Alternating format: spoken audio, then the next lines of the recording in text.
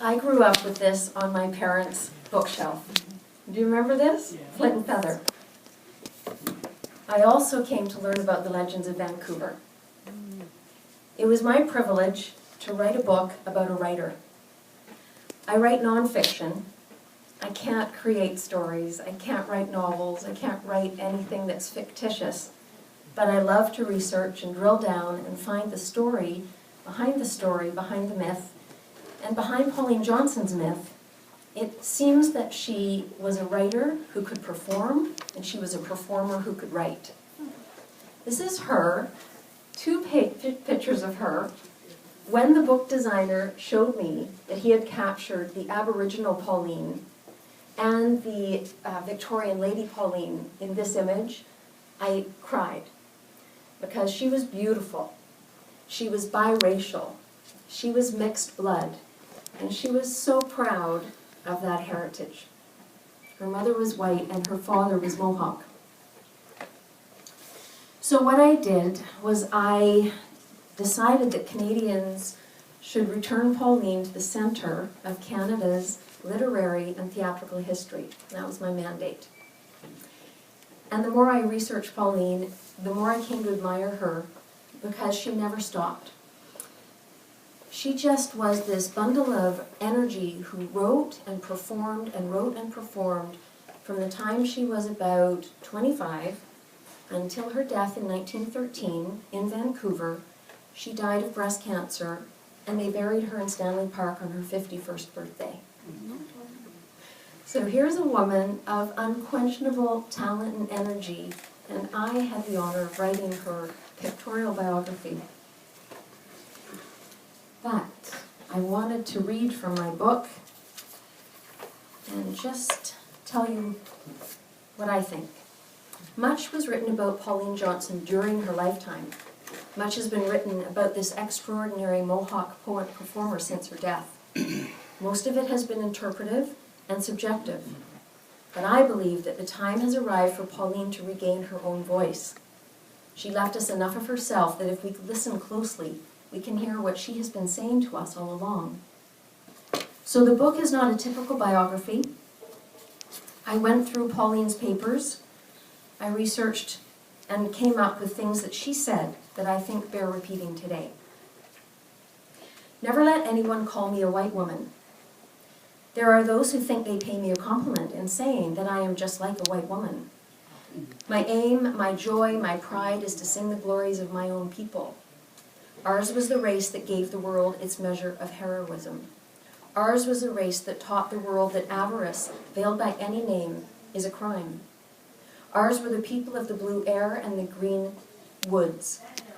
Ours were the fighting men that 1 to 3 could meet and win against the world. But for our few numbers and our simple faith that others would keep their honor bright and hold as bond inviolable their plighted word, we would own America today. Now these are very powerful words, and you have to put yourself back in Canada in that era when the government was not annihilating the Aboriginal people as they were in the States. There was a war against Aboriginal people in the States. But up here, it was a bit more passive, and there was an integration policy. So integrate the Aboriginal people into the white culture. Pauline had real issues with that, and she fought against it. And I think it must have torn her heart apart because she loved being Canadian, but she also knew that her people were on the endangered list. So I'll just read one more passage. I'll just quickly say that I wrote this Grand Theatre book because to me it spanned a really important 100-year history in our cultural history. The Grand Theatre was founded by a man named Ambrose Small. Ambrose Small's ghost haunts the Grand Theatre. Ambrose Small disappeared on December 2nd, 1919. He was never seen again. He was a man of 52. He just banked $1 million for the sale of his theatre, and nobody's seen him since. So I've got to write a ghost story. It's a cold case. If anybody can solve the mystery of Ambrose Small, let me know.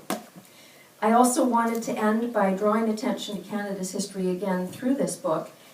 And In 1919, the Dumbbells were on stage. Has anybody heard of the Dumbbells? Oh my gosh, Olive has. I'm so happy. The Dumbbells served as a regiment in the trenches in World War I, and they were all Canadian guys. This is a picture of them. I collect ephemera, so please come up and look at it.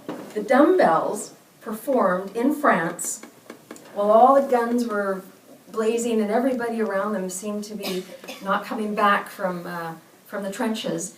And one of these guys said, "Hey, let's put on a show." And so they sang and they danced, they did sketches, and the Dumbbells were a troupe of comedians and singers and just regular Canadian guys. And the nice thing about that was, after the war ended, they all came home to Canada and they put on shows for 10 more years. So in my dedication to my Grand Theatre biography, I say, I dedicate this book to my grandparents.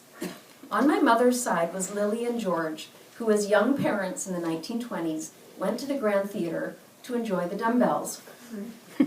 On my father's side, my grandmother Jessie, in 1937, experienced both her debut and retirement from a brief stage career at the Grand Theatre. Two things I love about writing nonfiction is you can write your own dedication to your family, and you can write captions for your photos. So if you do nothing else, read the captions I've written, because they're the best part of my book.